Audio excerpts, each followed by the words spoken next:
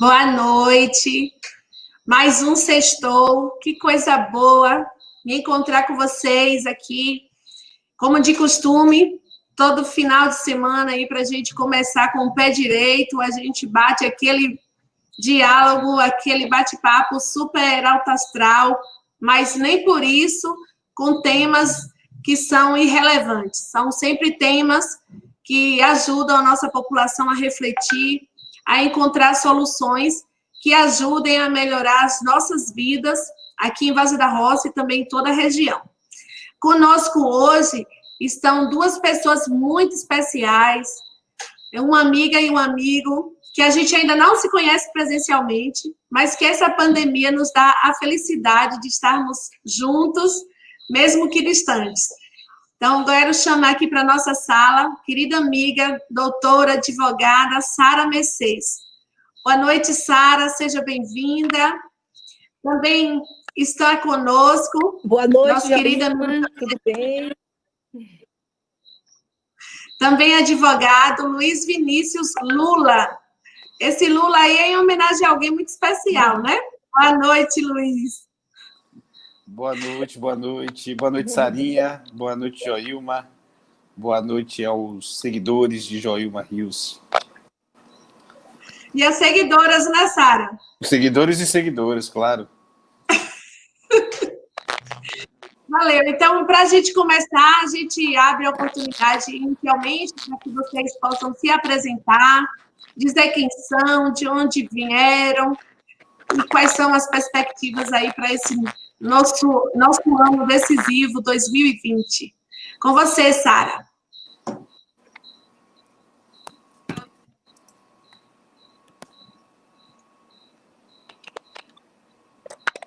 Então, eu sou Sara Mercedes, advogada, sou da região do Cacau, vim de Quaraci, estou aqui em Salvador desde 97, advogo para o Partido dos Trabalhadores desde 99, já tem um bom tempo, né?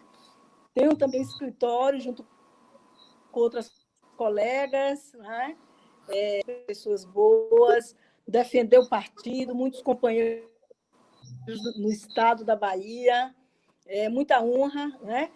Desde 2002, a primeira campanha geral que eu participei, né? Que elegemos o presidente Lula.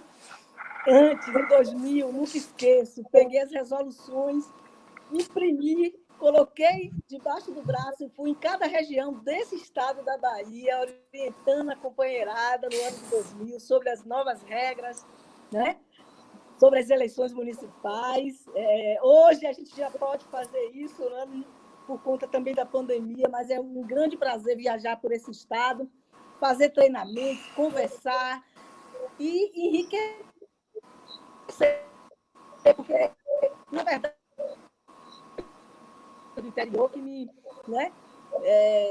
Na verdade, nos enriquece justamente nesse contato, nesse aprendizado do dia a dia com os companheiros e companheiras, né?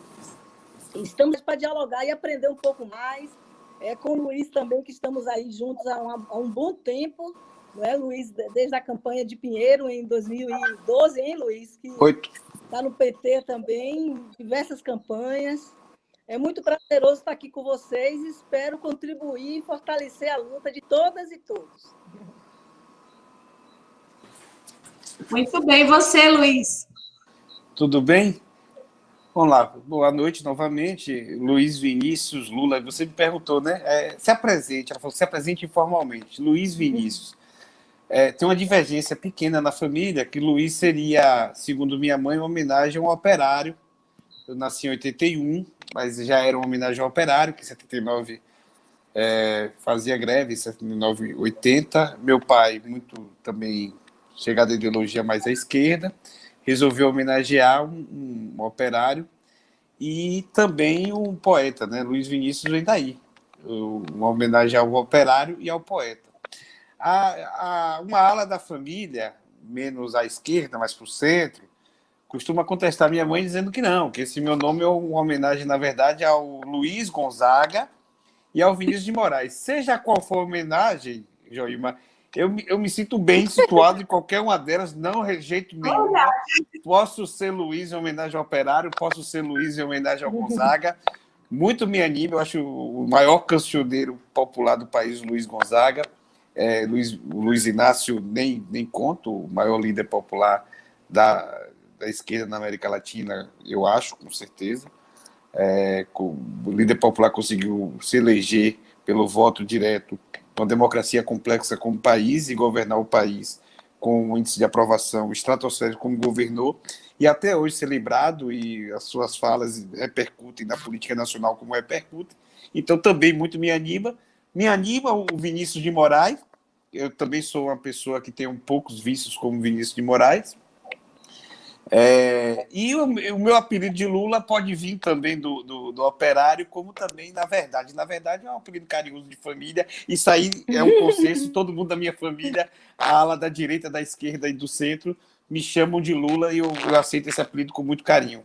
Coloco na minha rede social porque fica fácil para os amigos que me conhecem na parte do lado mais íntimo, principalmente em Feira de Santana, Sarinha, também sou interiorano. O pessoal de Feira de Santana, também de Aracaju, que não é interior, uma grande capital. Todo mundo que nasce em Feira de Santana tem uma vantagem. Ele é cosmopolita por vocação. Feira de Santana, vocês sabem, é um trocamento rodoviário, então todo mundo passa por Feira de Santana ou sai de Feira de Santana para outro lugar. Por isso eu costumo dizer, quem nasce em Feira de Santana tem vocação para receber e também para se jogar no mundo. Bom, esse sou eu. Simplesmente advogado. O advogado que costuma atuar nas eleições, como disse Saraí. Não foi 2012 não, sabe? 2008. A primeira campanha que nós fizemos juntos. 2006 a gente se conhece.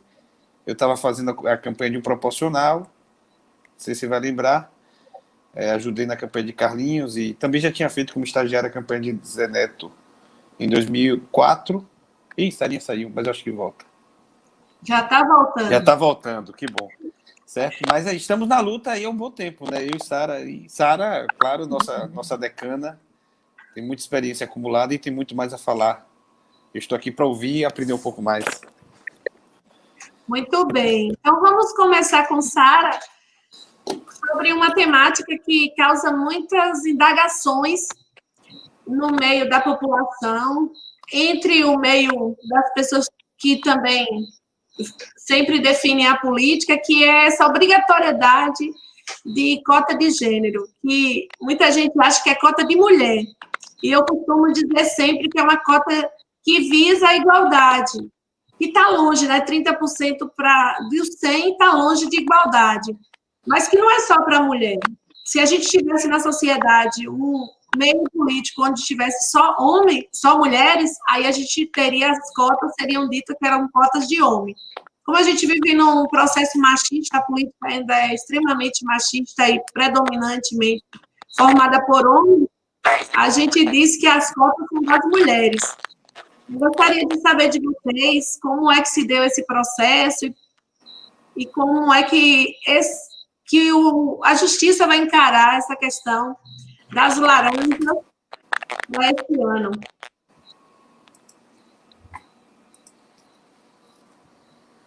Acho que a internet de Sara travou um pouquinho, Luiz, se você quiser adiantar.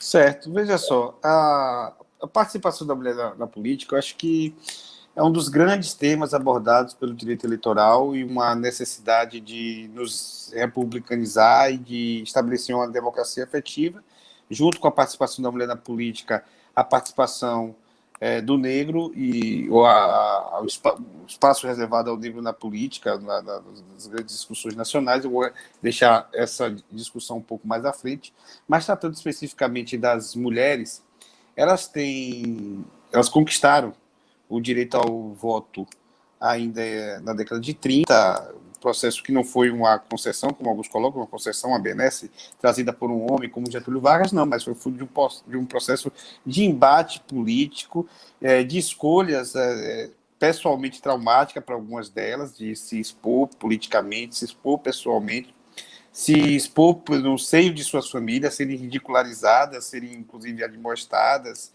apontadas, censuradas, mas entendendo que era, sim, um direito que lhe cabia o poder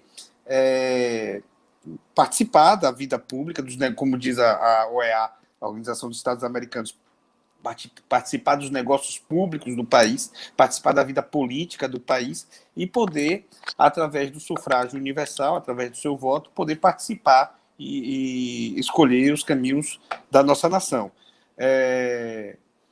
Bom, no que diz respeito à nossa quadra histórica, em 1988, a nova Constituição estabelece a igualdade entre homens e mulheres, a igualdade formal, mas, claro, sem deixar de se perceber que há necessidade, em alguns espaços e em alguns momentos da legislação nacional, é necessário a gente estabelecer políticas afirmativas que visem tratar desigualmente os desiguais, ou, numa outra forma de se falar, estabelecer políticas de ações afirmativas para poder equiparar aqueles que, no plano material, se encontram-se em nítida desvantagem, certo? E, por conta disso, a Lei 9.504 estabeleceu uma política realmente de cotas.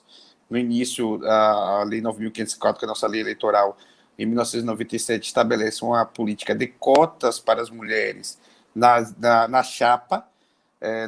Nós tínhamos uma legislação que dizia que 30% das vagas destinadas na chapa eram destinadas às mulheres, eram reservadas, era essa expressão que se utilizava, eram reservadas às mulheres, então todos os partidos faziam conta que tinham que lançar 70% de candidatos, porque 30% estavam reservados para as mulheres, que eles poderiam preencher ou não. Se tivessem candidatos, lançavam, se não tivessem, também não existia uma exigência para que elas participassem. Essa legislação ela vai se aperfeiçoar já no início dessa última década aqui, dessa década de 10, há uma mudança legislativa significativa, onde o termo reserva de vagas, né, os partidos deverão reservar, essa expressão é substituída pela expressão que os partidos deverão preencher 30% de vagas para as mulheres na chapa de candidaturas proporcionais. Bom, isso aí já foi o primeiro abalo. Sarinha acabou de chegar aí, retornar. Bom, eu me lembro que eu conversava com um grande experiente dirigente partidário, quando houve a mudança na legislação, e eu avisei para ele, olha, esse ano tem que preencher com 30%. Não tem que preencher, eu não sou obrigado a preencher com 30%.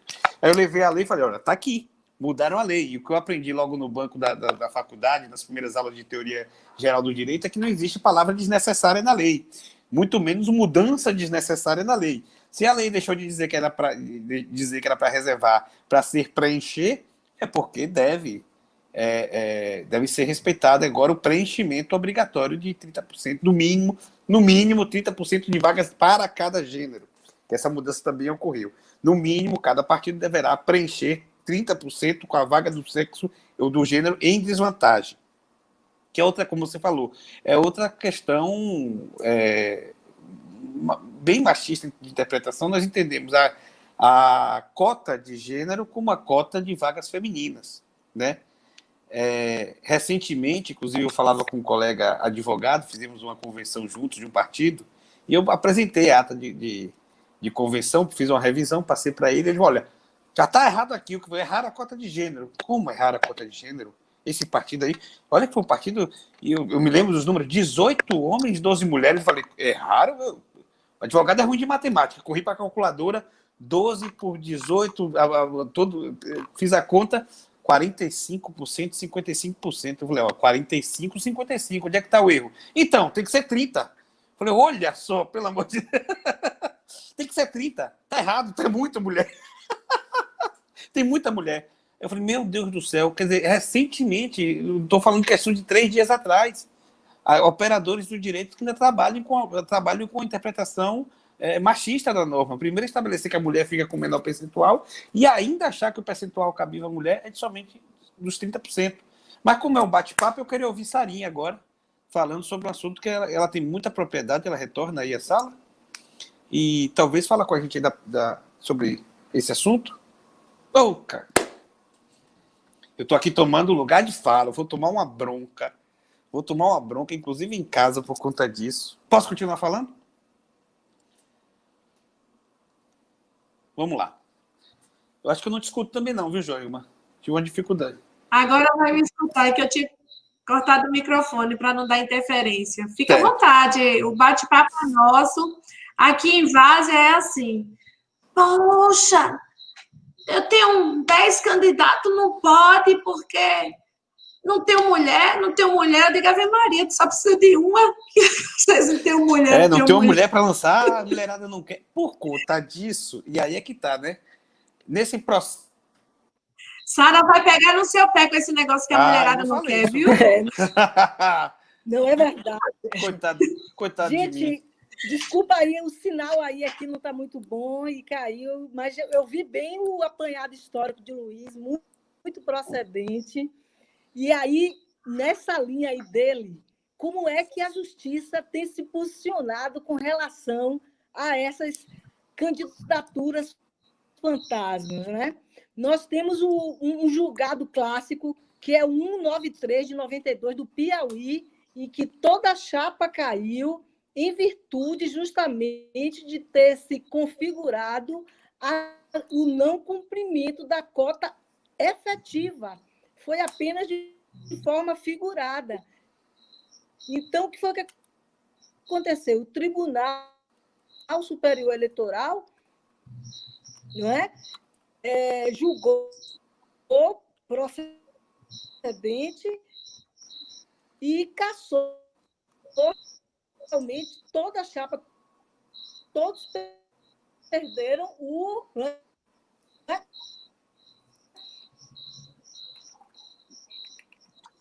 Poxa, a internet não está ajudando Sara hoje. Não está. E olha que ela tem mais propriedade para falar do que eu, tem lugar de fala.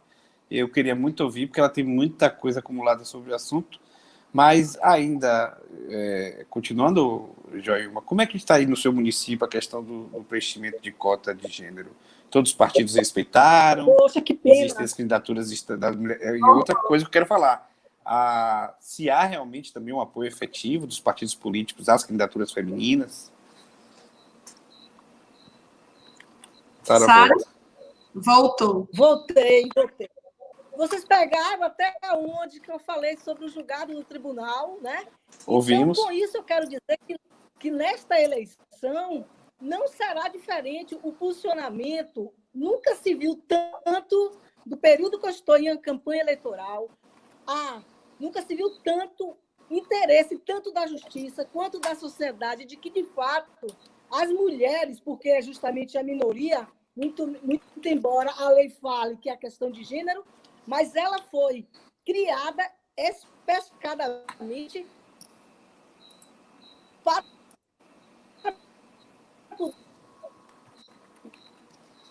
poder contemplar e assegurar a participação feminina, não é? E de direito, talvez, mas de fato, porque democracia se presume a participação, né, das diferenças. E isso, com a ausência das mulheres no poder, quando, na verdade, o eleitorado é maior, né? Então, há, na verdade, um vício por vias transversas.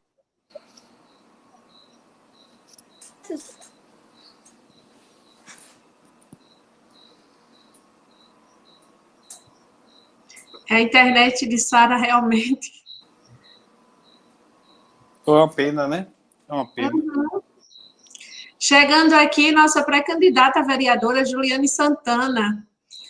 E aí você perguntou como é que está a situação aqui em Várzea da Roça, Luiz. Juliane, por exemplo, ela concorreu a uma vaga no Conselho Tutelar, uma eleição que teve ano passado, se não estiver enganada. E ela, assim como todas as mulheres que concorreram, não conseguiram uma vaga. E aí todo mundo ficou, que o conselho não pode ficar sem mulher, tem que criar uma lei para obrigar a ter mulheres e para reservar aquela vaga para mulheres. Aí quando eu subi na tribuna, eu disse, a gente não quer uma cota reservada exclusivamente para as mulheres, a gente quer ter o respeito da sociedade, a sociedade compreender que é importante ter mulheres nesses espaços e a gente quer ganhar no voto. Eu acho que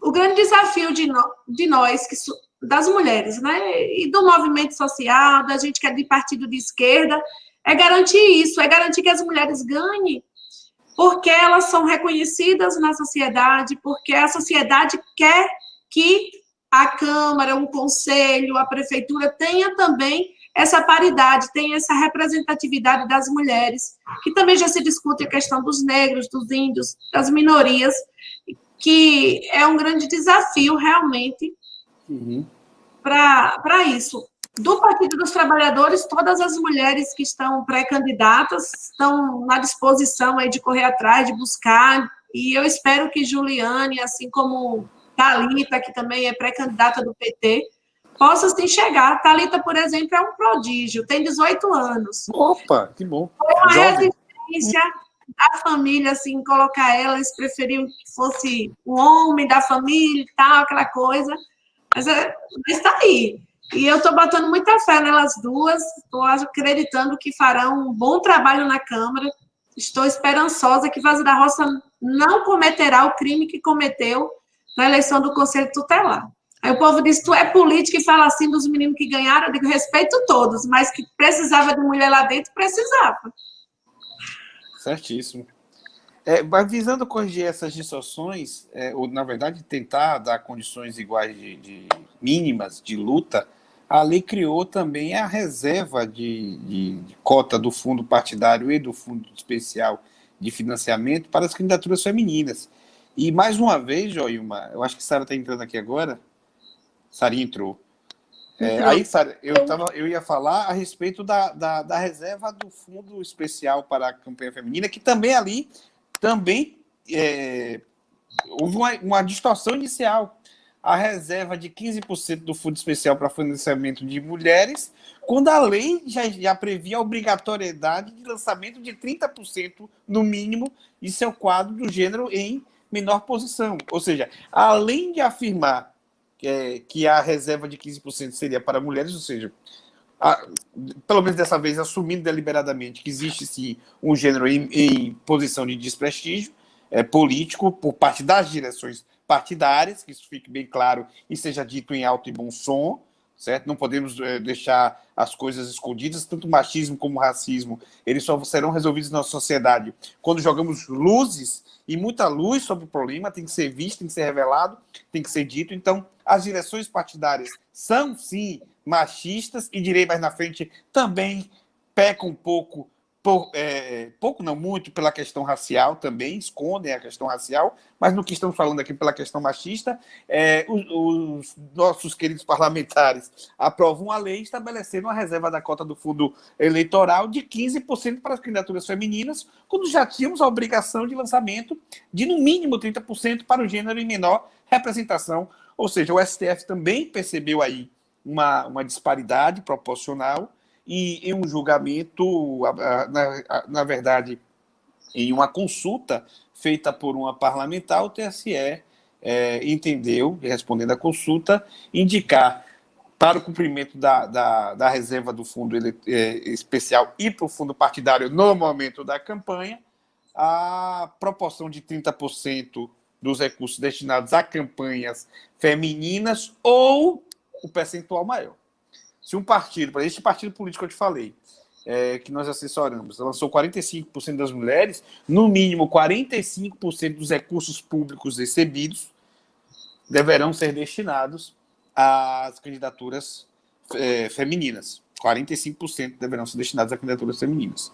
Certo? Isso é uma grande vitória do movimento feminista, do movimento de mulheres, que coloca, assim, dá condições de igualdade de participação às mulheres. Porque o homem, Joilma, ele consegue acessar os fundos privados, digamos assim, as pessoas, hoje não pode mais empresas, mas os CPFs, com condições de financiamento em campanha, consegue acessar de muito mais fácil, porque, me explica aí, essa parte da praça política, né, digamos assim, o local onde a política se discute ainda é muito masculino, né? Isso que você traz é muito importante de ser destacado. Eu, particularmente, sofro muito isso, né? A gente que é mulher, por mais que o companheiro, e aqui eu quero mandar um abração para o meu esposo, Valdir, por mais que o companheiro ajude, contribua, colabore, compreenda, porque a gente vive numa sociedade onde o homem ainda quer, que em Vaza da Roça tem muito ainda. Ah, eu quero chegar em casa, achar a comida pronta. Tem gente ainda que quer o prato feito na mesa e na temperatura ideal. Nossa. Infelizmente, ainda tem esses dinossauros por aqui. Mas a gente, mesmo com tudo isso, mesmo com o apoio do companheiro, da companheira, que está também do lado, né? A gente tem uma dificuldade, porque quem amamenta é a mulher. Mulher. E, geralmente, quem cuida das atividades dos filhos, das filhas, a mulher. Quem faz a compra de mercado, ou o que faz a feira, ou quem determina o que cozinha, o que deixa de cozinhar, que olha, que perde, que não perde, se a casa foi limpa adequadamente. Essas coisas todas do cuidado com a casa ainda é muita responsabilidade nossa. O homem acordou, vestiu a roupa, foi para a rua. Ele, na maioria das vezes, não tem essas preocupações. E a gente, se quiser ir para a rua, a gente tem que acordar mais cedo, organizar uma série de coisas, deixar uma série de encaminhamentos para depois a gente sair para a rua. E quando se trata do financiamento, a maioria dos casos, quem gerencia o dinheiro da família é o homem. Ele geralmente vai financiar uma candidatura, uma campanha de um amigo do que de uma mulher. Então, requer uma organização muito maior de nós mulheres. E isso a gente tem superado, como você falou, graças à organização, movimento das mulheres, a gente conseguiu que o Supremo Tribunal corrigisse essa questão do fundo. E aí eu já quero passar para uma outra provocação que eu ouço muito. Inclusive, nas redes sociais fui detonada, porque quando começou essa questão da pandemia, fizeram campanha para acabar com o fundo partidário e destinar todo o dinheiro para o combate à pandemia, sendo que a gente tinha outros recursos. Mas a gente raramente vê fundo partidário aqui em Vaza da Roça. Os partidos não distribuem para municípios pequenos. Então, se você é mulher e ainda é de município pequeno, eu nem vou dizer a palavra. Se deu mal. Que você explicasse um pouquinho para a população que está nos acompanhando como a Eliane está aqui cobrando que as mães, os pais e muitas irmãs ajudam, né? Eu, se não fosse minhas irmãs, nem sei o que seria de mim. Mas, assim, como é que esse fundo é distribuído? Realmente é muito dinheiro para o número de candidaturas? Explica para nós aí como é que funciona esse fundo. Eliane, eu ia primeiro agradecer Eliane é minha irmã. A companheira Eliane, não deixa de ser companheira. Eliane. Companheira Eliane está aqui, eu vou mandar um abraço para ela. As mães e pais de meninos hoje têm muita responsabilidade de ensinar os homens de amanhã, ensinar os homens e as mulheres sobre tanta coisa, sobre a questão do machismo, a questão do racismo, a questão da homofobia, como superar todos esses problemas, esse grande atraso na sociedade brasileira, a questão da desigualdade social e por aí vai. Todos os homens e mulheres desse país têm muita responsabilidade com as gerações que estão chegando, eu concordo com ela. Um abraço à companheira Eliane. Quanto ao Fundo Especial de Financiamento de Campanha, ao fundo partidário, eu costumo dizer o seguinte, Joilma, quando passa de 3 dígitos, eu me perco, porque minha conta bancária nunca vai ter aquele numerário, então, para mim, acima disso, eu já começo a me perder nas contas. Eu não consigo sequer abstrair. Por exemplo, muito se fala, porque em situação tal, o prefeito acabou desviando os milhões. Eu vou esquecer esse número minutos depois, porque eu não consigo abstrair o que significa os milhões na minha conta. Eu não consigo ter essa dimensão. Então, acima disso, para mim, tudo é muito dinheiro. Claro, para todos nós, milhões e bilhões, como é o caso, é muito dinheiro. Mas eu prefiro ficar com a frase do Marco Aurélio, ministro do STF, quando falava a questão da democracia. Olha, o preço para se pagar pela democracia, ele falava, a democracia cobra um preço. E cá para nós, ele dizia, é um preço muito módico, um preço muito barato. Melhor viver dela do que viver em outros regimes. Aí já dizia o outro grande estadista, o Churchill, que falava, a democracia é o pior dos regimes se excluídos todos os outros.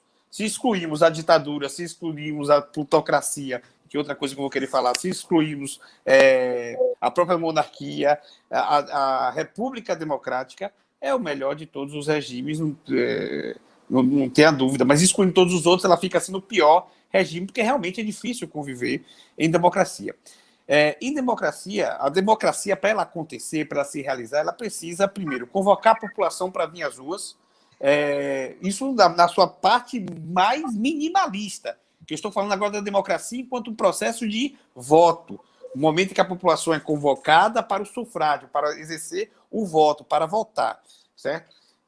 Isso custa um preço, você tem que chamar as pessoas, né, convocar para comparecer em determinado dia, onde terão mesários instalados, servidores públicos, um aparato de segurança para poder, através de uma urna eletrônica, gastando energia elétrica, a pessoa depositar o seu voto e a gente saber qual é o futuro gestor daquele município, estado ou até mesmo do país, através do voto.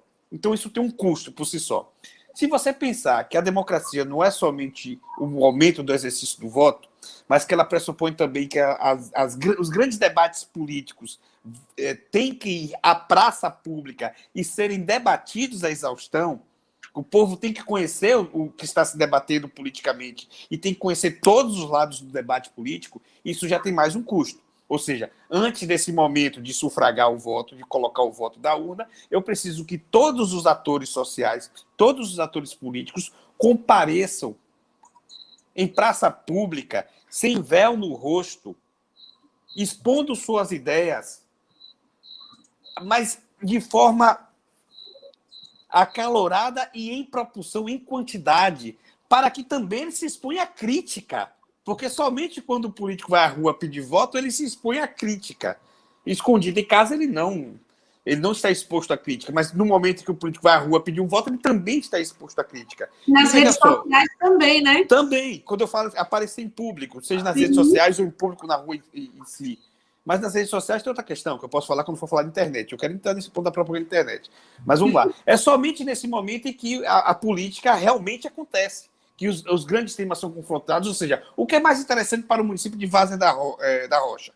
Vou colocar aqui. É aumentar o salário de professores ou construir melhores escolas? É fazer uma adutora ou fazer o asfalto que liga a sede a tal distrito? Eu estou falando de temas que talvez não estejam na ordem do dia de Várzea da Rocha, mas com certeza tem sim temas que estão na ordem do dia. Certo? O orçamento é limitado, então os grupos políticos se apresentam colocando suas propostas. O povo, esperto como é, inteligente como é, ele vai observar essas propostas, ver a tese, a antítese ou o ponto contrário, e dali ele vai extrair a síntese dele, que é o voto. Olha, depois de ouvir todos os políticos falando, depois de ouvir o lado A, o lado B, o lado C, eu acho, por exemplo, que quem vai me representar na Câmara de Vereadores é Joilma. E acho que o melhor prefeito ou a melhor prefeita para governar o município é Joilma. Está entendendo? É somente... Agora, esse processo de discussão política precisa também de dinheiro. Nós tivemos uma posição enquanto sociedade brasileira, levamos, através de várias organizações, para o STF uma proposta de ação direta de constitucionalidade para declarar o financiamento empresarial feito por empresas, quando as empresas financiavam as campanhas políticas, para declarar esse financiamento existente inconstitucional.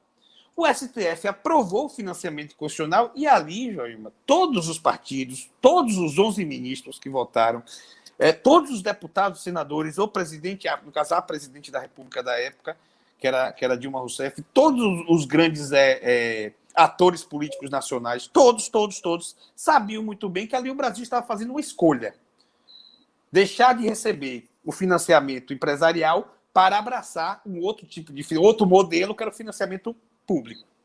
Então, se eu lhe digo que a democracia tem um custo, que a democracia precisa ser financiada, esse valor de 6 bilhões, para ter uma ampla participação da sociedade, quando dividido per capita, e eu infelizmente não tenho esse número aqui, mas posso lhe dizer, ele se reduz quase a pó.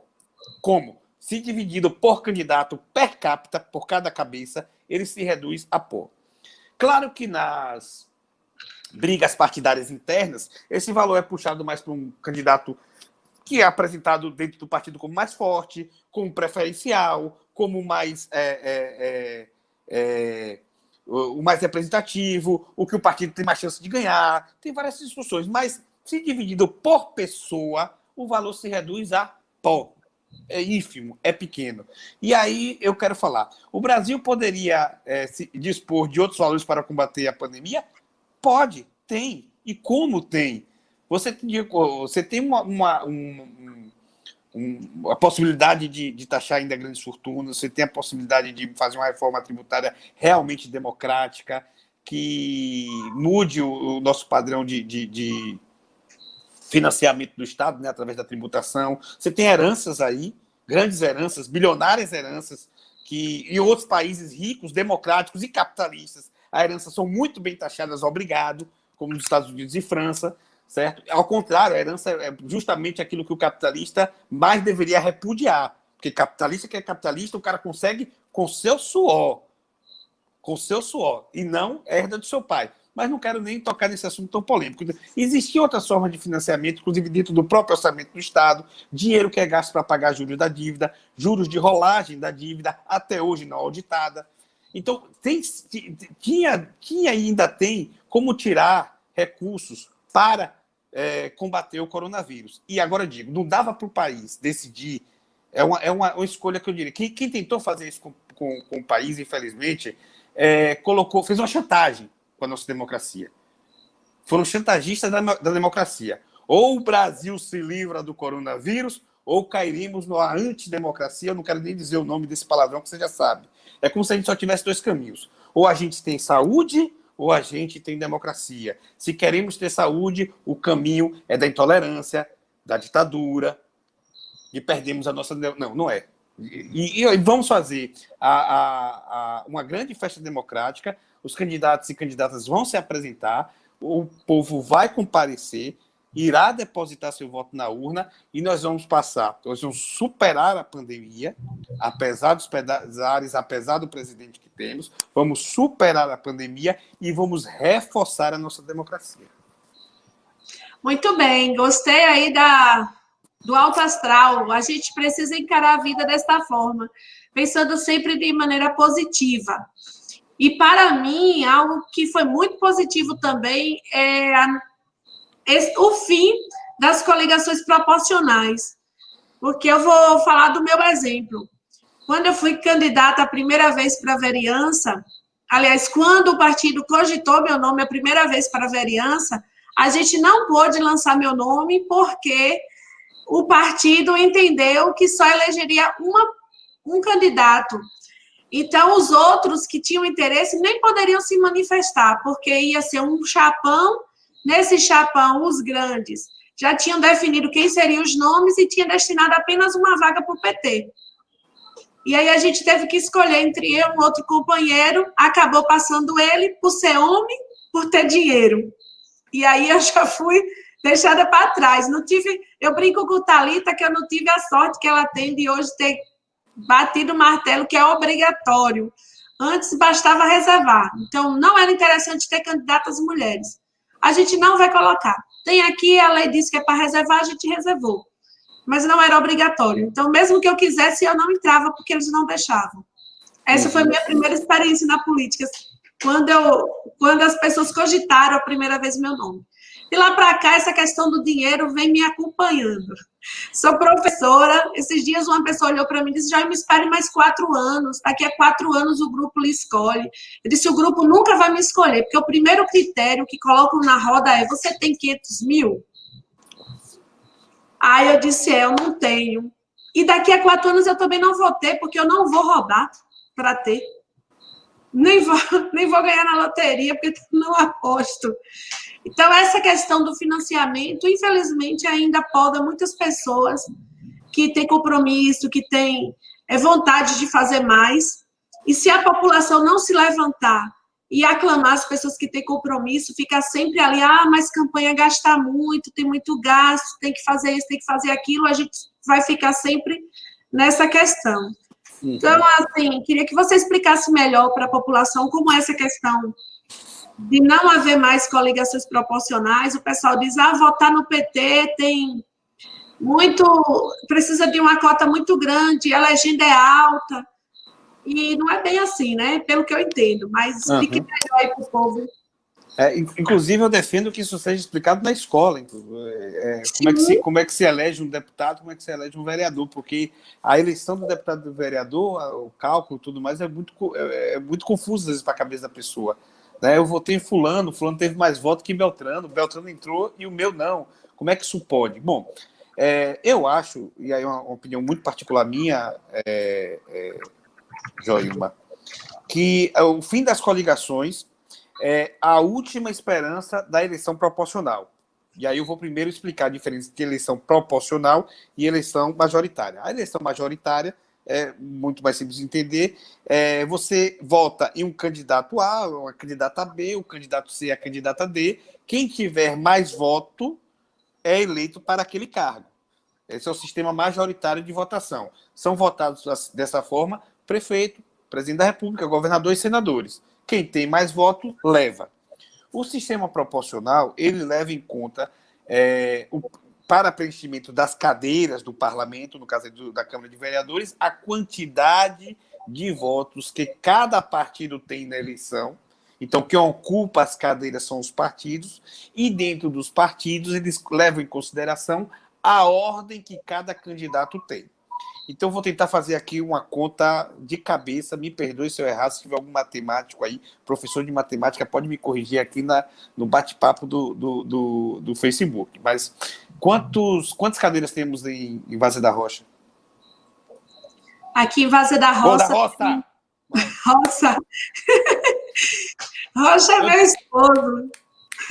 Eu devo ter falado Rocha e Roça várias... Me perdoe. Várzea da Roça... Tranquilo, tem até uma polêmica aqui, abrir um parênteses do nosso tema, tem até uma polêmica que a gente deveria mudar o nome da cidade, porque a maioria das pessoas, quando vão falar, sempre falam Rosa, Rocha, Roca, nunca Roça. Mas eu acho que é mais pelo cansaço. Eu acho que é mais pelo cansaço. Eu adoro Várzea da Roça. Também, né? Mas a gente não vai entrar nisso agora, não. Aqui nós temos 9 vagas. Atualmente, só eu de mulher. Certo. Quantos eleitores? 10 mil, aproximadamente. 10 mil, vou facilitar a minha conta. Deve votar 9 mil. 9 mil, ótimo. 9 mil pessoas, 9 mil votos válidos. Não vou nem... Tiro as abstenções, votaram 9 mil pessoas com votos válidos, ou seja... O pessoal fala também o voto branco, desculpa te cortar, que aí tu já engloba tudo. O voto branco serve para quem, Joilma? O pessoal me pergunta muito. Não me pergunte não isso aí, porque se eu fosse responder, eu seria deselegante. É melhor não ter. O voto branco, ele é voto inválido, igual o voto nulo. Então, na nossa eleição, votaram 9.020 pessoas em Várzea da Roça, certo? E 20 pessoas votaram nulo em branco. Então, tivemos 9 mil votos certinho. Matematicamente, eu acho que eu não vou errar. Vamos lá. Vamos lá, a sua aí, ó, que mandou dizer para você, ó. Laura Braz, esse advogado. Muito obrigado, eu fico lisonjeado, mas vamos lá, vou tentar explicar. Agora, Laura, eu não sei se você vai gostar muito, que eu vou tentar falar de matemática, mas nessa eleição em Várzea da Roça, nós tivemos 9 mil votos válidos para 9 cadeiras. Logo, se a gente dividir a quantidade de votos válidos pela quantidade de cadeiras, a gente chega ao seguinte resultado: cada cadeira, 1.000 votos. Então, para preencher uma cadeira, cada partido tem que ter, no mínimo, um voto. Então, imagine, Joilma é candidata com mais outros companheiros e companheiras.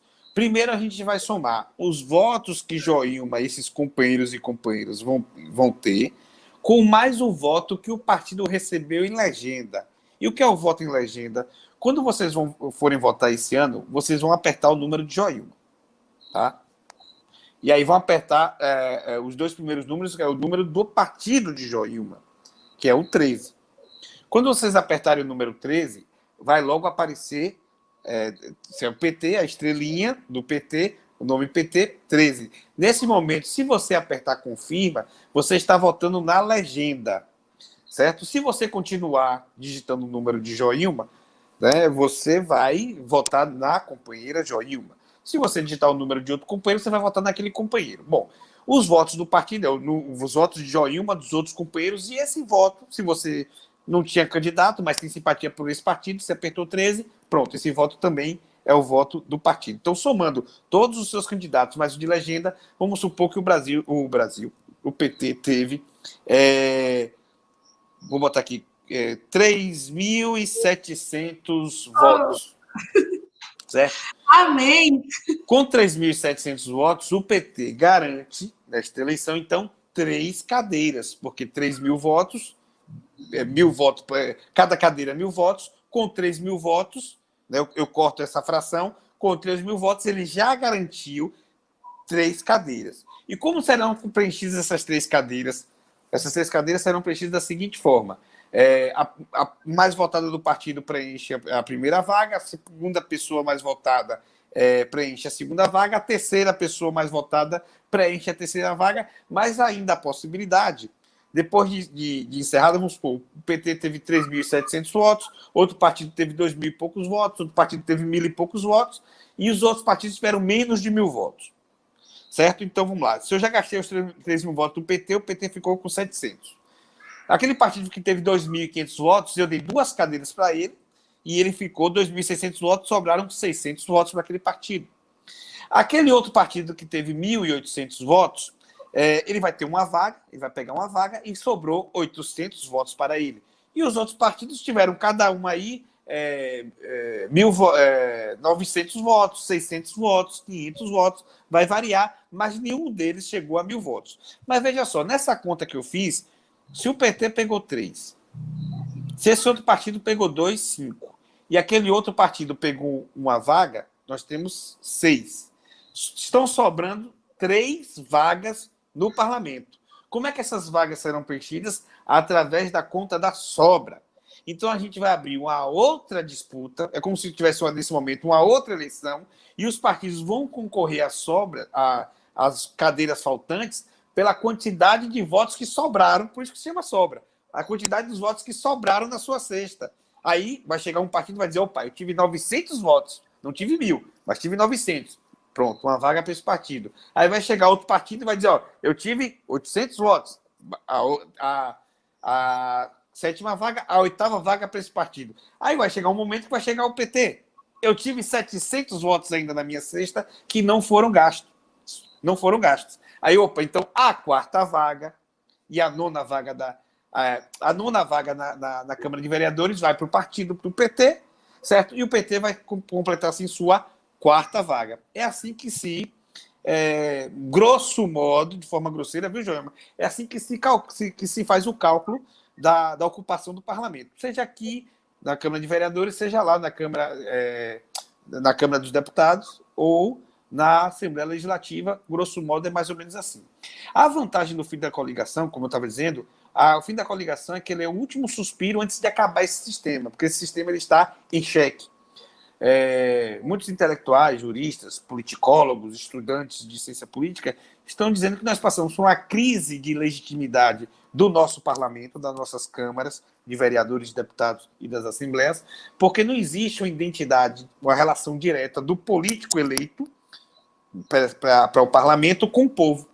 E era o político que mais deveria ter relação com o povo, porque ele está ali representando parcela da população no voto proporcional. Mas como não existe uma identidade imediata de quem você votou, a pessoa que, por exemplo, votou no PT na eleição passada e te elegeu, ela não sabe, mas ela votou, na verdade, de outro companheiro na mesma chapa que você estava, ela não sabe, mas ela te elegeu.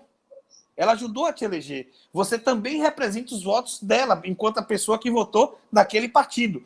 Pode não ter votado diretamente, mas votou no candidato daquele partido, ou numa candidata daquele partido. Então, indiretamente, você representa também o voto dele.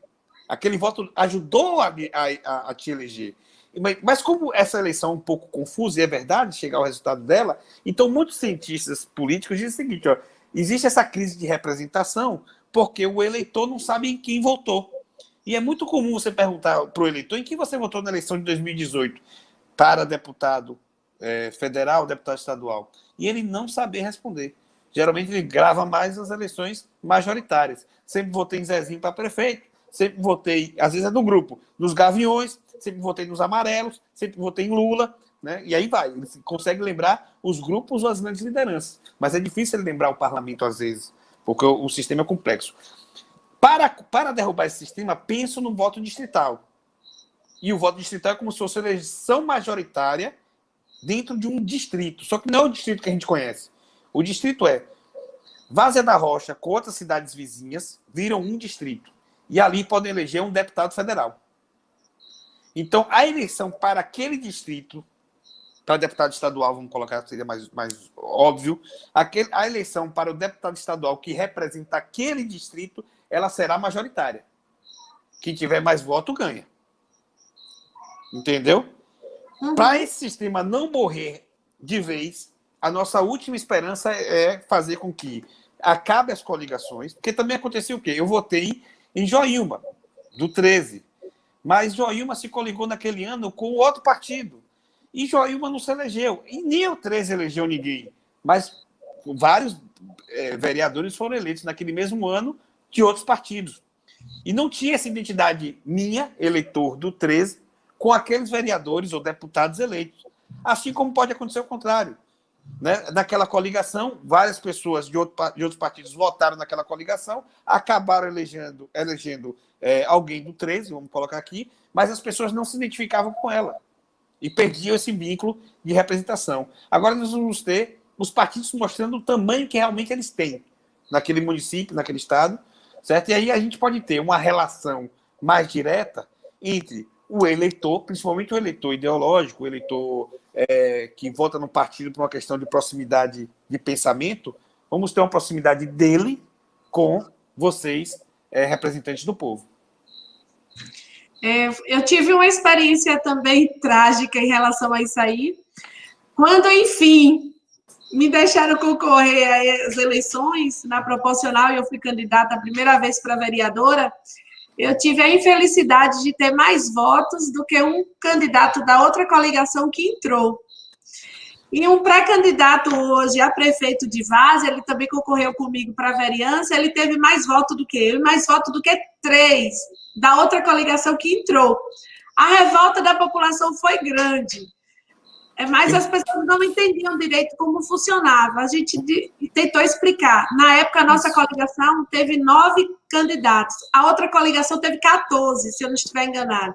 Então, na soma de votos, a coligação deles teve mais voto do que a nossa. E a gente, com mais voto, não entrou. Porque na política, eu gosto sempre de dizer isso para as pessoas, na política nada é individual. Ou você pensa no coletivo, no conjunto como um todo, ou acaba você perdendo espaços. Então, muita gente naquela oportunidade dizia assim, não bota fulano não, porque tira meu voto. Mas não lembrava que fulano poderia conquistar votos que eu não conquistava. Então, essa diminuição de candidatos na nossa coligação acabou prejudicando. A gente, na oportunidade, poderia ter feito maioria e não fez. Outras questões que eu sou muito cobrada é porque muita gente diz assim, Joilma, você ajuda fulano e fulana e nem votou em você. E eu tento explicar para as pessoas que na política a gente não pode ajudar só quem vota na gente. Até porque, principalmente numa eleição proporcional, você depende de outros companheiros e companheiras que se candidatam e que às vezes não chegam. E que você precisa dar um suporte para as pessoas que votaram nele ou nela. E, enfim, quem chega lá tem que trabalhar para todo mundo, tem que trabalhar para o povo e buscar melhorias para a população como um todo. É muito bom esses esclarecimentos aí. E, por falar em esclarecimento, outra demanda muito grande aqui que o pessoal pergunta em relação ao horário de rádio, que para a gente aqui não tem TV, né? Então é só rádio. Como é que é essa divisão? Se coliga na proporcional, se não coliga? O horário de rádio vai, não vai? Até te incomodei bastante essa semana, né? Porque o povo fica... O programa, o famoso... Aí é rádio, maravilha. É rádio.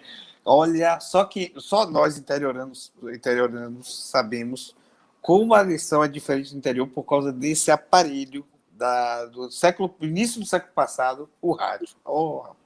Isso muda completamente a eleição do interior. É muito diferente a forma, a estética de se fazer o programa de rádio é diferente. O programa já começa também, o horário é diferente. O programa de rádio ele acontece às 7 horas da manhã e ao meio-dia, né? É coisa impensável para o pessoal da cidade grande acordar e 7 horas da manhã já está ouvindo rádio, né? O pessoal, eles não sabem o que é acordar cedo na cidade grande, a verdade é essa. É bom. São os preguiçosos, né? E não sabem o que é andar também, não sabem o que é andar. Para eles andar é 100 metros, né? E 2 esquinas, ó, fizeram uma maratona, parece que estou botando a língua para fora. Mas o programa de rádio, ele vai sofrer um impacto por conta do fim da coligação, mas também esse impacto será diminuto. Eu vou explicar por quê. Primeiro que acabou o programa de rádio, ele tem 2 formas de fazer o programa de rádio. Você tem o chamado bloco, que é esse que acontece das 7 da manhã e o outro ao meio-dia, ou seja, que você liga o rádio, você passa durante quase 1 hora ouvindo a propaganda eleitoral, um político falando depois do outro, até que encerra a rede, a cadeia de rádio, e volta à programação normal. E você tem o que a gente chama de inserção. O que é inserção? É aquela que você está ouvindo aqui a música de sua preferência, lá o radialista de sua preferência, e daqui a pouco ele manda para os reclames. Aí, farmácia Boa Vida, aquela farmácia, vem aqui, promoções, 15% de desconto em todo o medicamento, venha para a rede Droga Farma. Aí daqui a pouco, açougue do Messias tem que... Aí daqui a pouco, do nada, oi, tudo bem? Meu nome é Joilma Rios. Sou candidata do Partido dos Trabalhadores e peço o seu voto. Aí quebra aquilo, mercadinho, é isso mesmo? Tem aquele no meio da propaganda comum do rádio, aparece do nada a propaganda do candidato, certo? Então, o programa em bloco é isso, é aquele que acontece no horário das 7 horas e o outro no horário do meio-dia, e a inserção é aquela que você vai misturando a propaganda política com outras propagandas que você comerciais comuns. Certo? O programa em bloco não vai ter mais campanha para vereador. Vai ser campanha só para prefeito. Então, segunda, terça, quarta, quinta e sexta e sábado, vocês só vão ouvir no horário das 7 e no horário das 12 em bloco, os candidatos a prefeito e prefeita falando. Certo? Esse horário é deles. Acabou o programa em bloco para vereador e vereadora. Os vereadores e vereadoras ficarão com as inserções, que é essa propaganda que você está ouvindo a música e do nada aparece uma propaganda, depois da farmácia, quem fala é o candidato a vereador falando de sua plataforma e pedindo voto. Esse continua. Esse programa que a gente chama de spot, para quem o pessoal da cidade grande, spot, de rádio, inserção, ou propagandinha, pronto, esse continua, certo? Na eleição majoritária, conta o tempo de todos os partidos coligados na majoritária. Então, bom seria se eu, candidato a prefeito, eu tivesse vários partidos na minha coligação majoritária, porque quanto mais partido entra, mais tempo vai entrando para eu falar.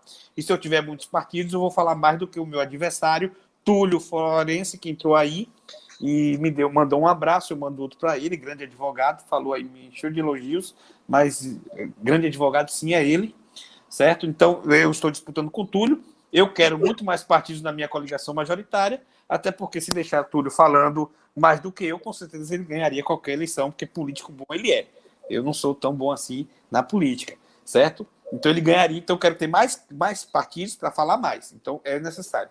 No tempo dos vereadores, não. Como cada partido está sozinho, cada partido tem a sua quantidade de sessões para poder trabalhar. E a vantagem é que, na inserção do meu partido, só quem pode falar sou eu. Mesmo que eu esteja coligado com o partido B na majoritária, o meu partido está coligado com o partido B, o candidato do partido B não pode falar no tempo do meu partido. Aquele tempo é só para mim. Então, a quantidade de inserções destinadas ao PT, só quem pode falar são os candidatos e as candidatas do PT pedindo voto para os candidatos e as candidatas a vereador do PT. Porque também tem isso. Na campanha, no horário destinado a fazer campanha de vereador, só pode fazer campanha para vereador. No horário destinado a fazer campanha para prefeito, só pode fazer campanha para prefeito e prefeita. Se você trocar, inverter, ou seja, no meio publicitário, adora fazer isso. No meio de uma campanha de vereador, fale isso. Aí quando você pega o texto, na verdade, é cheio de elogio para o candidato a prefeito. Você não fala nada do que você pensa. Vamos ganhar aqui a prefeitura para construir um açude. Pô, essa campanha não é sua, essa campanha é do prefeito. Aí o partido a coligação, na verdade, do prefeito, ela é punida perdendo a mesma quantidade de tempo que você usou para fazer campanha indevidamente para ele, num tempo que era destinado ao vereador.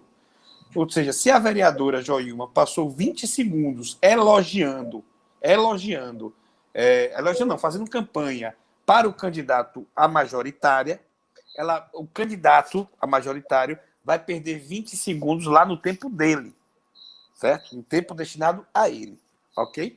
Essa é a grande diferença para tempo de TV. Hoje, a grande novidade na propaganda de TV e de rádio. Tudo que eu falei para rádio serve para TV, por isso que eu me confundi agora, certo? Essa grande novidade que nós temos aí. Mas novidade, o tempo de mulheres. A reserva de 30% no mínimo, ou percentual maior, do tempo de rádio para a campanha feminina. Ou seja, se vocês tiverem 10 inserções de 30 segundos, 10 dá quanto? Não sei agora, matemática não é meu forte, 10, 5.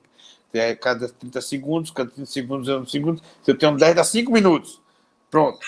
Eu não quero, não. Você tem 20 sessões de 30 segundos, para a conta dá 10 minutos. Pronto. Me ajude. Você tem 10 minutos de propaganda de rádio. 3 minutos, no mínimo, deve ser destinado para a propaganda de mulheres. Mulheres falando, pedindo voto para elas, para o número delas. Elas falam e elas pedem voto para elas. Nada de usar o tempo de mulher para pedir voto para homem. A Justiça Eleitoral também está de olho nisso, certo? Olha esse comentário aí, ó. Oh, meu Deus, e agora? Mandar um abraço para a Carminha, para a Cleide. Carminha, um abraço. Qualquer dúvida, escreve aqui que eu explico de novo, pelo amor de Deus. Madrinha Edith, para Claudionor da Chapada, pré-candidata a vereador também pelo nosso partido, Janete, Márcia, colega aí, professora, Lucy Rios, Fernando Cardoso, está longe de nós esses dias, mas presente aqui nas redes sociais. Fiquei com uma dúvida, Luiz, em relação ao horário de rádio. Diga. É igual para todos os partidos o horário de rádio? Porque você explicou que quanto mais partidos, mais horário.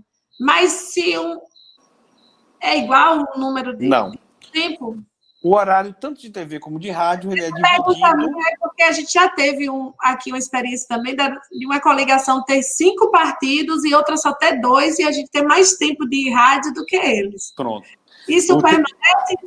Permanece. O tempo de TV e rádio ele é dividido proporcionalmente com a quantidade de votos que o partido teve para a eleição de deputado federal, certo? Como o PT, junto com o PSL, foram os 2 partidos mais votados, o PT e o PSL têm um maior tempo de TV e rádio, certo? Individualmente falando. O PT e o PSL. Depois, se eu não me engano, foi o DEM, o Democratas, e aí por aí vai. Você vai descendo até chegar...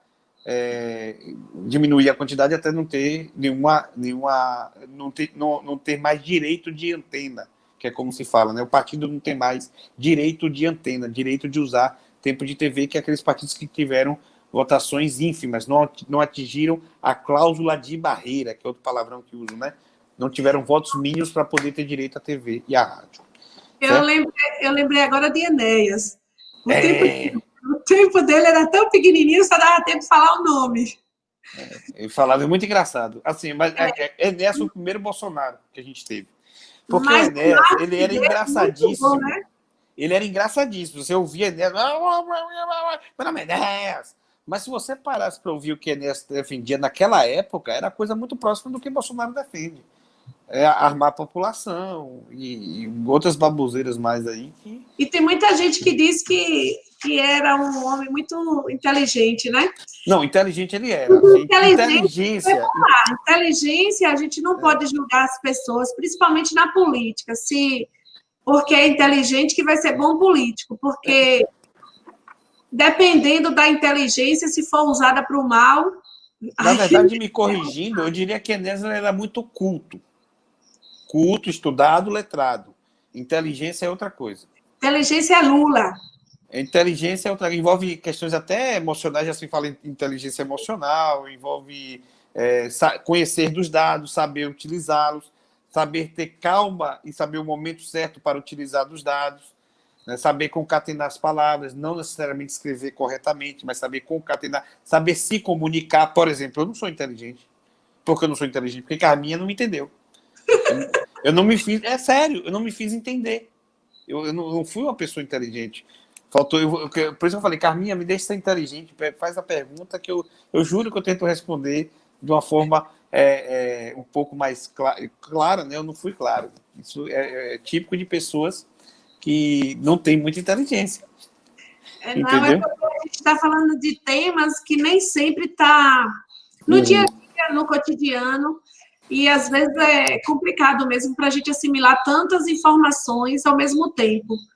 Foi então, o que a Sarinha falou, né, antes de cair, ó, isso aqui tem a live de eleitoral, dá tema para 5 horas aí batendo papo, né? Sim, e a gente já está em 1 hora e ainda tem 2 coisas aqui que você não pode dar tchau sem dizer para nós. Vamos lá, vamos lá. A outra questão, já entrando, já não, permanecendo aí nessa questão da comunicação, é a questão das redes sociais, que foram muito utilizadas na eleição passada, inclusive com fake news, e muitas normativas saíram de lá para cá para tentar coibir esse tipo de intervenção. Eu queria que você fizesse uma abordagem. Eu vou lhe dar uma sugestão para a Carmila entender. Tente falar mais devagar. Pode ser também, Eu tenho um processo acelerado de... Pensamento acelerado. Isso, melhor ainda. Eu sou disso também. Pensamento acelerado, mas vamos lá. A internet, vamos primeiro para o pode e não pode. O que é que pode na internet? Pode pedir voto a partir do dia 27. Quem pode pedir voto? Qualquer um do povo, qualquer uma pessoa, qualquer candidato, a partir do dia 27. Pode pedir voto, pode botar todo tipo de hashtag, depois eu explico a hashtag. Pode botar qualquer tipo de comentário, pode fazer, pintar e bordar pedindo voto para o seu candidato. A partir do dia 27, guarde essa data, pelo amor de Deus. Antes disso, dia você do meu aniversário, viu, Luiz? Que presentão, começar a campanha, hein? Nossa, mãe do céu. É bom. Quem gosta dessa questão de numerologia, dessas coisas aí, diz que esse ano é o meu. Então tá certo aí, ó. A pessoa que já começa... A eleição foi adiada para começar a campanha no dia do seu aniversário. Não é? Então, Jailma, a primeira coisa aqui pode ou não pode? Pode pedir voto. Não pode ofender. Não pode ofender o candidato adversário. Ofensas podem ser levadas à justiça eleitoral com a representação, né? O adversário entra com a ação na justiça pedindo o direito de resposta.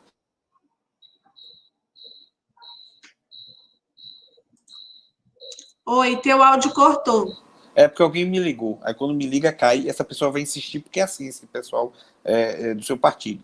Quando não consegue uma vez, liga 2, 3, 4, 5, 6, certo? É bem assim que a gente faz para correr atrás dos projetos do povo. É verdade, isso mesmo. Estou dizendo não dou, e eu estou dizendo eu quero. Não dou, eu quero. Ô, mulher insistente, toma. Isso mesmo. Mas é assim que tem que ser. Quebrando barreiras e abrindo portas. Vamos lá. Não pode ofender o candidato. Ofendendo, você está abrindo porta para ele entrar na justiça e pedir um direito de resposta. E o direito de resposta, ele vai na rede social de quem ofendeu para se defender. Ou seja, e você tem que deixar por um tempo mínimo de razoável para que ele fique ali num vídeo que ele produziu e você é obrigado a deixar em sua rede social com ele dizendo que você o ofendeu, que você não sabe fazer política, que você é uma pessoa muito baixa fazendo política, que você só sabe fazer política com ofensa, e que ele é a pessoa, na verdade, é a pessoa mais santa do mundo, e tudo isso aí que chamam ele de ladrão é mentira. Tanto é que a Justiça Eleitoral deixou ele vir aqui para se explicar, em que pese ele às vezes não se explique. Também tem isso, né? Ele vai lá, fala isso tudo, como eu falei aqui agora, não se explica, mas vem dizer que a Justiça Eleitoral deu o direito dele se defender, porque você acabou ofendendo ele nas redes sociais. Então, primeira coisa, faça campanha para o seu candidato. Segundo, não ofenda o seu adversário. É o que o nosso presidente do PT fala muito. não use muito a política do ódio. Ele fala isso porque a política não deve se fazer com ódio. Ele fala, o presidente do PT fala, porque política não se faz com ódio. Eu falo também que, além disso, porque política feita com ódio, com ofensas, com mentiras, podem provocar o direito de resposta. Tá?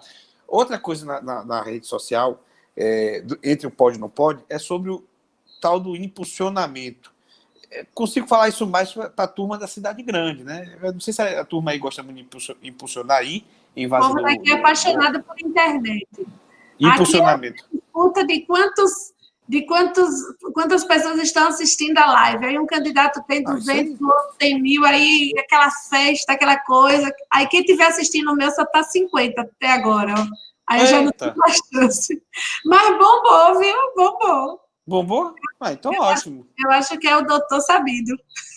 Que é isso. Mas vamos lá. Aí tem um negócio de um tal de um impulsionamento. O que é o impulsionamento? Joilma quer fazer com que aquela postagem dela no Instagram apareça para mais pessoas, além dos amigos dela. O que é que ela faz? Ela paga um valor, 10, 5 reais, 20 reais, 100 reais, 200 reais, aí vai depender do gosto dela, e aquela publicação chega a ser visualizada por outras pessoas que não são amigas dela, mas que ela pode escolher. Eu quero aqui que pessoas que moram em Várzea do Rocha, da roça, que não são... Lembra do milho, do feijão. Não, é o cansaço, Várzea da Roça, eu estou cansado mesmo. Mas vamos lá. Da Várzea da Roça, pessoas que moram aqui nessa cidade, mas que não me seguem como amigos, eu quero que elas recebam esse vídeo também no Instagram delas. Quando elas abrirem o Instagram, elas vão ver lá esse vídeo meu. Ok. Isso se paga. Só quem pode fazer isso é o candidato. O eleitor não pode, seu eleitor, não pode impulsionar material de campanha seu na rede social. Então, uma coisa que você tem que fazer é chamar seu eleitor. Pelo amor de Deus, gente, ninguém paga para impulsionar material de campanha meu. Pode compartilhar? Deve. Posso comentar? Pode. Posso curtir? Pode. Posso botar o coração do Facebook? Pode. Né? Pode fazer tudo. Posso sair distribuindo nos grupos de WhatsApp para que as pessoas entrem na live de Joilma? Pode também. Não há problema algum. Certo? O que não pode é impulsionar. Também não pode usar robô. Se vocês lembram de quem, né? Não pode usar robô para fazer rede social. Pessoas que não existem, pessoas, na verdade, um perfil ligado à máquina, ao computador, para gerar comentários automáticos ou postagens automáticas. Isso não pode ser feito, tá? Não pode utilizar robô. E no caso da campanha por WhatsApp, o tribunal tem entendido que quando em grupos muito restritos, família e tal, não pode, ela não vai fazer ela não vai tratar aquilo como, traduzindo, não vai tratar como propaganda eleitoral. Existe uma decisão, para se tiver algum advogado me acompanhando, que a propaganda em WhatsApp, ela tem um alcance restrito e, por isso, não está sujeita à sindicância por parte da Justiça Eleitoral. Traduzindo, quando a propaganda for em grupo restrito, o grupo da família, o grupo do baba, do futebol, né? O grupo do bar, tal, né? O grupo da igreja. E grupos que foram criados para política. Por exemplo, aqui tem um que é muito famoso, Política Sem Ofensa. Só o nome que é sem ofensa. Já sei. Aí, veja só, o STF... O TSE não falou disso, mas eu, como advogado, exploraria o quê? Quando você cria um grupo desse, você quer fazer o debate político. E você quer trazer pessoas com posições divergentes para que elas discutam política dentro daquele grupo. Sim. Certo? Naquele momento, eu estou reproduzindo, não é o meu ambiente familiar. Veja só, quando eu estou no grupo de WhatsApp da família, é como se eu estivesse passando uma propaganda para o meu pai. Eu passando uma propaganda para o meu pai, o TSE não tem nada a ver com isso. Se eu estou passando uma propaganda para um amigo íntimo meu, o TSE não tem nada a ver com isso. Agora, se eu estou num grupo que tende a ser um grupo para reproduzir o espaço público político da cidade, e naquele grupo acontece a aparecer fake news ou ofensas, coisas do tipo, aí eu acho que poderia sim ter uma sindicância, né, por parte da Justiça Eleitoral e forçar uma pessoa a se retratar, forçar uma pessoa a impedir que uma pessoa continue divulgando determinado conteúdo inverídico, as tais das fake news, que é outra coisa que eu quero falar, outra novidade, as fake news, o que é uma fake news? Fake news é uma notícia fraudulenta, não necessariamente falsa, mas fraudulenta, porque ela busca através de inverdades ou de falsas verdades, ou de verdades descontextualizadas, fraudar, ou até mesmo fora do seu espaço e tempo, ou seja, você pega uma notícia de 10 anos atrás e quer reproduzir como se fosse hoje, você quer fraudar a consciência das pessoas, quer incutir de forma fraudulenta nas pessoas que aquela pessoa cometeu aquele crime recentemente, não contextualiza que foi há 10 anos atrás, ou que aquela pessoa que, na verdade, é um mero investigado, ele é, na verdade, um réu, ou é uma pessoa que realmente cometeu o crime, quando, na verdade, ele está apenas, quando, na verdade, ele está sendo apenas investigado, certo? Então, é isso que é uma fake news. Então, também não se pode compartilhar, e aí é tanto na rede social como na rua, não se pode fazer fake news, tá? A campanha, eu tenho conversado com alguns publicitários, Joelma, sobre campanha na internet, muitos estão achando que vai ser a princesa dessas eleições, o príncipe dessas eleições, a campanha na internet. Eu queria saber de você o seguinte, esse negócio, que aí já é uma coisa, uma curiosidade minha, eu acho que vai vingar em grandes e médias cidades. Nas nossas cidades mais aconchegantes, onde a população é mais próxima, porque é mais pequeno o eleitorado, é mais pequena, é menor a população, é menor o eleitorado, é menorzinha. A campanha da internet vai vingar? Eu acredito que sim. Eu posso te afirmar que me ajudou muito na eleição passada, já na passada. Eu fui das poucas que utilizei as redes sociais, principalmente Facebook, para postar pequenos vídeos com propostas, com ideias, e ajuda muito, porque, infelizmente, a gente tem um público ainda pouco escolarizado, tem dificuldade de leitura, às vezes o material escrito, aqueles panfletos que a gente faz, tem, às vezes, dificuldade para chegar ao pessoal. E vídeos, como a gente está dialogando aqui, um vídeo curto, ele tem uma abrangência muito boa e pode, sim, ajudar bastante. Mas, com certeza, eu acredito que aqui, em Vaza da Roça, o que vai contar muito é as pessoas saberem quem é quem. Isso é fácil, né? Porque todo mundo conhece todo mundo sabe quem é quem. É verdade. Eu acho que as fake news vão existir, claro, porque isso daí é inevitável, né? Já existia antes da internet, as mentiras, as calúnias, as ofensas, mas se engana quem quer, porque todo mundo conhece todo mundo sabe quem é todo mundo, então isso é bem tranquilo em relação a isso. Mas eu acho que tem peso, sim, terá peso. Que bom. É como eu estava te falando das lives, né? Por exemplo, as duas convenções. A nossa a gente não transmitiu, a gente preferiu fazer mais tranquilo. Mas as outras duas, o pessoal sempre ficou comparando, né? A de fulano teve tantas visualizações, a de ciclano teve tantas. A eleição está ganha, não sei o quê. Então, a visualização virou a quantidade de carros e motos na carreata. Isso, é por aí. Por aí. É isso aí. E para encerrar, que eu sei que você está cansado e tem que atender ainda uma série de ligações, até eu já mandei mensagem aí para tu responder depois, viu? Vou responder agora, aqui ao vivo.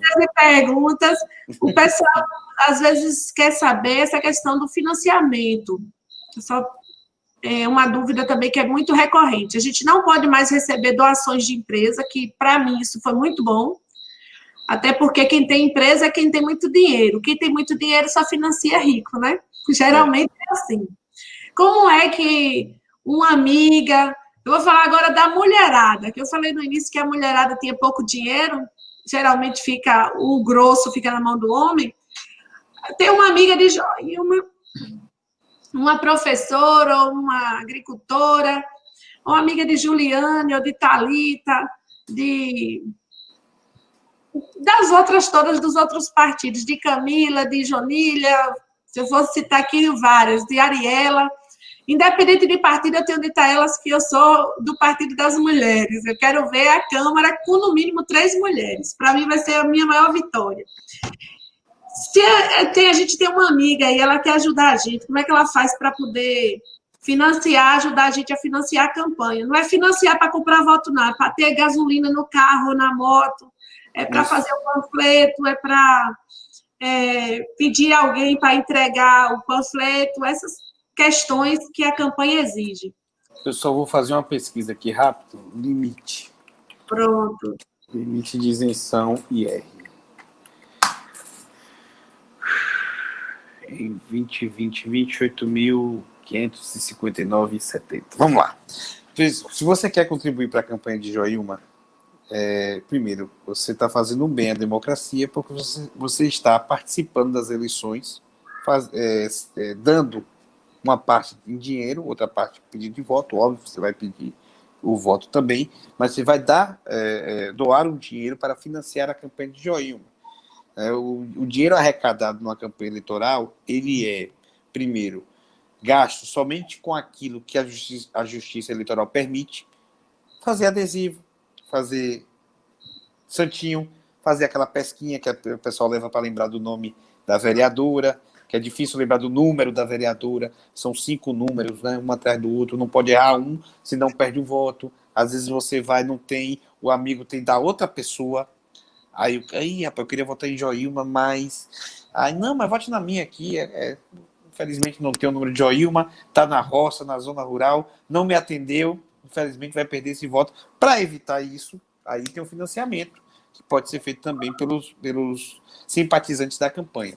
E os gastos devem ser feitos, esse financiamento serve para fazer esses tipos de gastos permitidos pela Justiça Eleitoral. Como eu disse, o adesivo, o panfleto, a pesquinha, a placa, se tiver um comitê, a placa do comitê, certo? Botar uma gasolina no carro para visitar a zona rural, botar uma gasolina no carro, se for o caso, para fazer uma pequena carreata pela cidade, empurro 13, né? Botar aquela gasolina para, numa carreata pela cidade, tocar o 13, 13, 13, 13, 13, 13, 13, 13, 13, 13. Bom, para isso, além de tocar a música, se ela tiver, a música de Joilma. Para doar, você vai ter que procurar o comitê de Joilma e pedir o número da sua conta para doação. Ela vai abrir, depois de feito o registro, vai receber o CNPJ e vai abrir uma conta exclusiva para receber doação. Procurando o comitê, eles vão te dar o número da conta e vão pedir para que você assine um recibo eleitoral. Esse recibo você apenas vai dizer que está doando para Joilma o valor de 100, 200, 300, 10, 5 reais, 20, 30, 1.000, 2.000, 5.000 reais para a campanha de Joilma. Mas, Luiz, qual é o limite? Até quanto eu posso doar para a campanha de Joilma? Isso é muito importante. Primeira pergunta que você tem que se fazer é: quanto foi que eu declarei esse ano para a Receita Federal na minha prestação de contas? Certo? Se eu sou servidor público e ganho mais, ganhei ao longo do ano do ano passado, mais de 28.559,70, eu declarei imposto de renda. O imposto é retido, certo? Deixa eu fazer essa conta aqui, Joana, para o pessoal entender. Tá? Quem ganhou... esse meu computador tá... Não, agora vai. Quem ganhou 28.000, falei 559, né? Reais, não vou botar nem os centavos. Como tem o 13º, eu vou botar aqui 13, certo? Quem ganhou mais de 2.196 por mês, né? Com certeza, com o 13º, né? Com certeza teve o seu imposto de renda retido na fonte. Tinha que declarar imposto de renda. E declarou, na verdade. Ou tinha que fazer o ajuste somente, mas declarou imposto de renda. Outras pessoas ganham no comércio e declaram, quando chega lá no mês de abril, que esse ano foi transferido para junho, declarou imposto de renda também. Pessoas que ganham coisas no compra e vende do comércio, ou até mesmo no comércio de boi, de cabra, de ovinos, caprinos, né? Também eles fazem imposto de renda. Elas vão pegar a sua declaração de imposto de renda, vão ver quanto declararam, e, por exemplo, a pessoa declarou 35 mil reais de rendimentos em relação a 2019.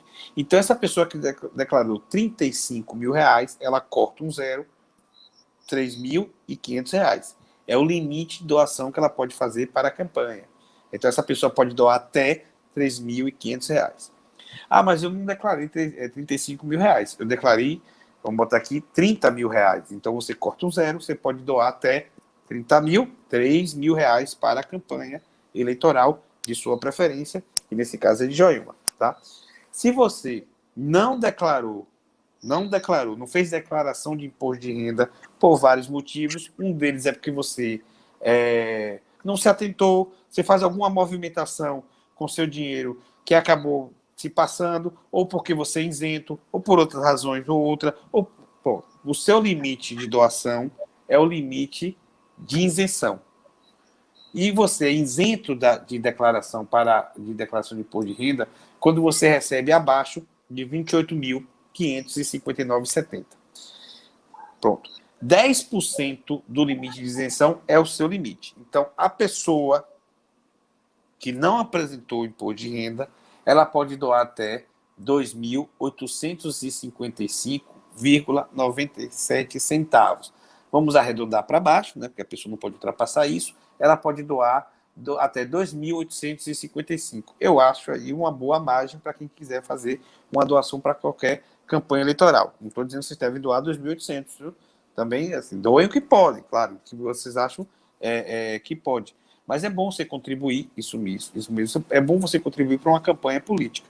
Primeiro, o que eu falei, existe o fundo eleitoral, mas eu tenho certeza que Joilma não vai receber essas frações exorbitantes do fundo eleitoral.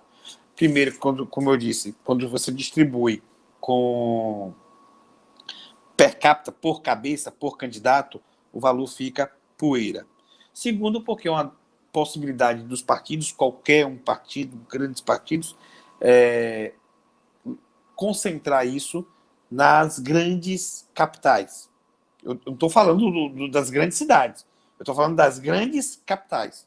Concentrar São Paulo, Rio de Janeiro, que é onde, inclusive, a política é muito mais cara, digamos assim, né? Se locomover, se deslocar, fazer campanha, rádio, TV, né? Quando você faz uma campanha de TV, envolve muita grana de produção, câmera, aquela parafernália toda que fica por trás da câmera, que às vezes a gente não vê, mas aquilo custa uma grana. Então, a tendência é que quando chegar em Várzea da Roça, né, o dinheiro, se chegar, chegue pouco e realmente não tenha condições de se desenvolver uma campanha com que chegue, ou talvez nem chegue. Então, a contribuição militante, a contribuição de quem confia no trabalho de uma parlamentar já experimentada, conhecida, ou de uma militante também experimentada, conhecida, que você percebe e que você vê nela a sua representação, é um gesto de cidadania sua para uma pessoa que você tem dentro da esfera de representação. Uma pessoa que você olha, bate no peito e fala, ela me representa. Então, você contribuir para a campanha com o que puder, claro, e dentro do limite que você pode, contribuir para uma campanha militante é muito bom. O que você doar, ela vai ter que prestar à Justiça Eleitoral. Essa conta, eu não disse que ela ia abrir uma conta especial, essa conta, quando termina a eleição, ela tem que levar o extrato para o juiz, mas o juiz também pode pedir para um banco se ela não levar. Ela leva o extrato para o juiz, ela vai levar todos os recibos eleitorais que os doadores assinaram para o juiz, ela vai levar para o juiz todas as notas fiscais, o candidato tem que guardar todas as notas fiscais de tudo que compra, ela vai guardar, vai levar para o juiz, certo? O juiz vai comparar se o que entrou na conta é aquilo mesmo, de onde veio o dinheiro, com o que foi que ela gastou, se ela gastou era permitido ou não pela Justiça Eleitoral, certo? Ela não vai poder deixar dinheiro na conta, o dinheiro é devolvido, caso não seja usado, certo? E, ao final, o juiz vai aprovar ou reprovar, com certeza, Joilma vai aprovar as contas dela. Então, muito faz bem, eu mesmo, morando em Várzea da Roça, já estaria contribuindo, Joilma, com a sua campanha, porque tenho certeza que você muito bem representa o povo e as mulheres, principalmente, homens e mulheres dessa cidade. Você sabe que numa pesquisa que fizeram aqui quando eu estava pré-candidata a prefeita, a maioria dos possíveis eleitores eram homens? Acredito. Aí eu disse, porque quem vota em Joilma, homem que vota em Joilma são homens que respeitam as mulheres e sabem do valor e da importância que é lutar pelas mulheres. Quem é homem ou tem uma esposa, ou é filho, ou é mãe de uma mulher. Pois é. Maravilhosa, não é? Pois é. Pois é, Luiz. Já abriu a conta? Já abriu a conta para a gente falar dela aí agora? Não, ainda não registrei, não. Vou pedir o registro a partir de segunda. Isso é, né? Se eu criar coragem, eu estou meio frouxa esse ano. Que é isso? Deixa eu te perguntar outra coisa, porque assim, eu lhe prometi que ele deixa descansar, mas o povo está aqui no Zap bombando. Eu disse, eu não vou fazer essa pergunta, não. Aí o povo disse, você está frouxa só para se candidatar, mas para fazer as perguntas, não. O povo está aqui me perguntando se um candidato que estiver sob júdice, qual é o procedimento? Pode cair, pode não cair? É perigoso, não é? Registra? Eu tenho dito para as pessoas que o único que não pôde ser candidato foi Lula, mas porque era golpe. Mas não estou respondendo certo. Vamos lá, o que acontece? Quem tem problema de conta rejeitada, certo? Posso começar? Eu vou tirar um tempinho para falar. Veio a lei da ficha limpa. Né? A lei da ficha limpa pegou atos que deixavam inelegíveis, as pessoas inelegíveis, aumentou a pena para 8 anos e também criou novas situações de inelegibilidade, certo? Um marco da história da política nacional em 2009, ou foi 2010, a aprovação da lei da ficha limpa, ok? No que diz respeito, eu vou chutar uma inelegibilidade aqui, não sei se é a que você quer falar, reprovação de contas da Câmara de Vereadores. Eu fui prefeito, tive as contas reprovadas. Se eu tiver as contas reprovadas, eu estou automaticamente inelegível? A resposta é não, não estou. Tem uma série de critérios para saber se eu estou inelegível e o juiz tem que levar isso em consideração. Então, não é qualquer reprovação de contas, primeiro. Tem que ser por órgão competente. Às vezes eu tive a conta reprovada pelo Tribunal de Contas do município, mas o STF já disse que a competência é da Câmara de Vereadores e a conta não desceu ainda. Então, se ela não desceu, se não for julgada pelo órgão competente, o último voto é o da Câmara, se não for julgado por ela, eu não estou inelegível. Segundo, a reprovação de contas, a conta deve ser reprovada por vício insanável, que configure ato doloso de improbidade administrativa.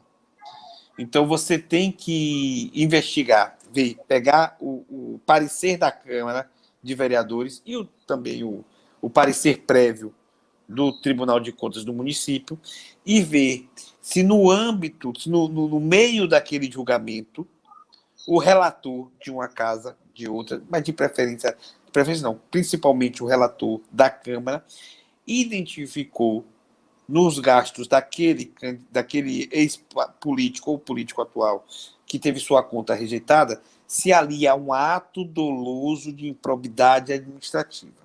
Porque eu posso ter minha conta reprovada por atos que, primeiro, não são dolosos, eu não tive a culpa de produzi-los, ou não se configuram atos de improbidade administrativa porque a Câmara assim não achou que eles não eram. Achou que eles não eram, certo? É muito comum, por exemplo, uma reprovação que costuma ser aprovada no âmbito das câmaras é a questão do gasto de pessoal. Algumas câmaras consideram, outras não. Vai depender muito do gestor e o que fez aquele índice superar, ultrapassar da conversa política entre o gestor e os vereadores. E por aí vai, certo?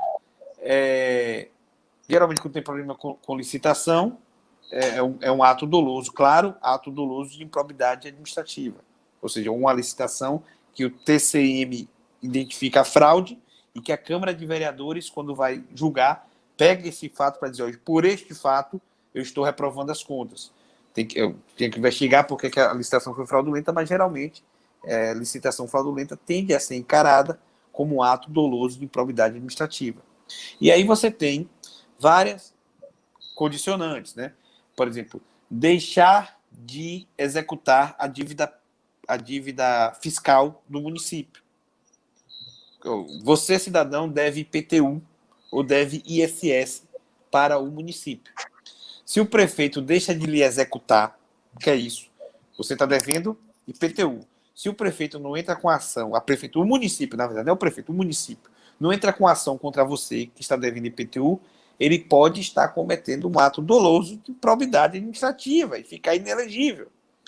Então, se o TCM falar assim, olha, tem muita gente em Várzea da Roça devendo IPTU e o prefeito não está cobrando. Aí, se o prefeito se pode ir para a Câmara, e se a Câmara disser, ó, realmente, ele deveria cobrar IPTU do povo.